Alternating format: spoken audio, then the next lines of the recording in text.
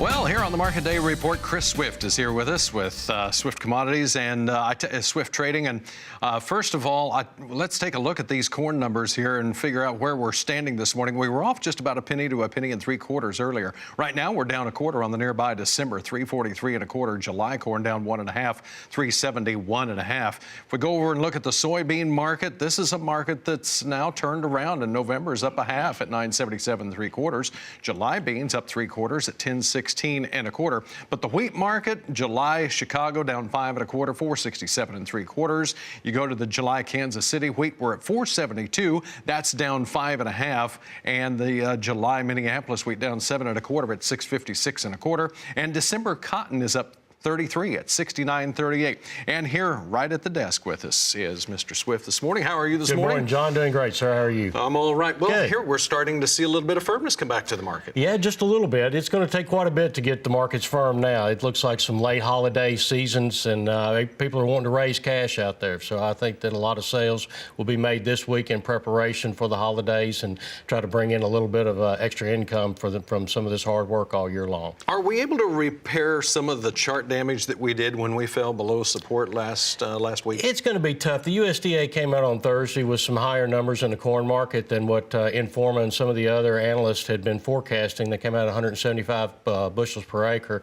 That's going to be right hefty to have to overcome. However, that large of a jump all at one time leads you to believe that there will be likely less increases as we go forward from here. But you talk about that 175 bushel per acre. That seems a little bit lofty when you compare it to some of the estimates early on in the year. And when I was home over the weekend, I talked to a lot of producers that said we still have a lot of corn standing in the field. Right, and that is true, and we do. And of course, we always allow for a certain percentage of the crop never to be harvested to begin with.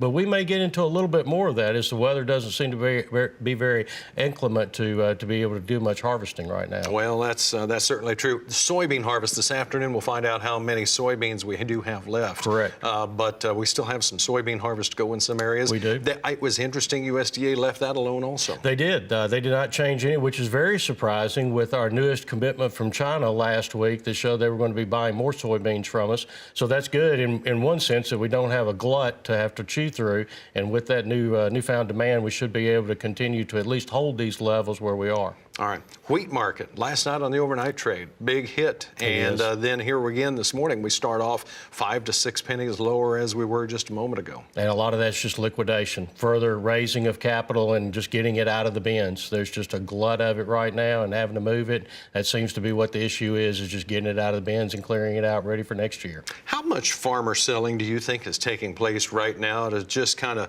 pay the fuel bills, pay the labor bills for harvest, and get ready for the end of the year? Well, I think it's quite a bit. Usually this time of the year, we see quite a few loans that are coming due before the end of the year, and then they're getting ready for their finances for next year to get ready to plan again. So there's a lot of cash activity that takes place between November and December in order to get those lines of credits reestablished and get the money flow going for next year's crop. Well, we know what basis is right now. It's terrible. Yeah, absolutely. And down the road, do you think that maybe basis will start to firm? It could tighten up towards the first of the year. Clearly, as we see Europe beginning to heal now, that some of that healing from their economy could improve their demand for our grains, and that will help lift it a little bit and chew through the glut. That's what the job is right now, is chewing through the glut. All right. Well, we're going to talk about the livestock trade here in just a moment, so All don't right. go anywhere. Sounds When good. we come back, we'll have more straight ahead here on the Market Day Report. Stay where you are.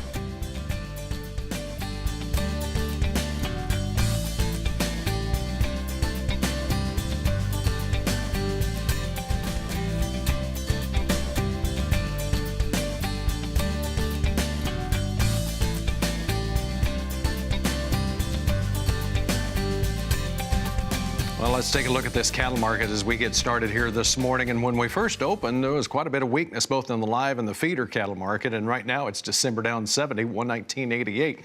February fats are down 97 at 125.78. We go on over to the feeder cattle market. Nearby November down 33 at 158.15. But you look at January, March, April, and May, we're down over $1 Right now, the January down $1.53 at 155.65. March down $1.40 at 153.68.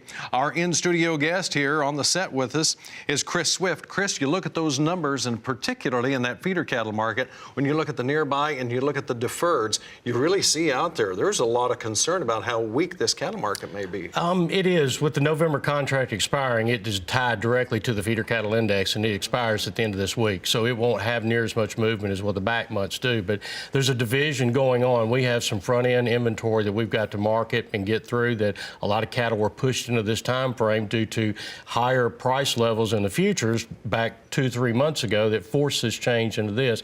And then we see in the back months, as we have pulled so hard this year, looks like we're going to continue to see good demand for the remainder of 2018, and therefore we should be pulling some of this inventory, some of the inventory that we have pulled forward will be missing as we look out into the future. So long term, you're still optimistic? Oh, absolutely, very much so, if not more so than what I have been before. It just looks like we've got some glut to go through right here on the front end, and once we're done with that, it looks like that we'll see probably some lower placements as we go into the November, December time frame. Yeah, but you know what? When we look back at the October of 2017, that's going to go down in history in the protein complexes. Wow, everybody was making money from the cow-calf guy all the way to the packer.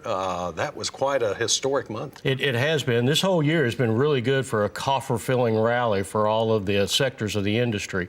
The cow-calf probably still the weakest in there, but I think they'll firm up still before this year's over with. All right. Now I'll turn our attention to the pork complex. Okay. This is pretty interesting as well. And let's look at these numbers here real quick. Okay. And look at the number where December lean hogs now down 46, 62.02. February hogs down 33, 69.92, right at the cusp of ham season. That's correct. Oh. And the pork market is still in really good shape. I haven't seen anything terrible with it. It has been hammering out a bottom for the last 4 to 6 weeks, and looks like with knowing that we're still going to have elevated inventory going into the rest of the fourth quarter and into the first quarter, seems like they're chewing through it with demand awfully good. So what are you hearing from producers? Are they still optimistic as well?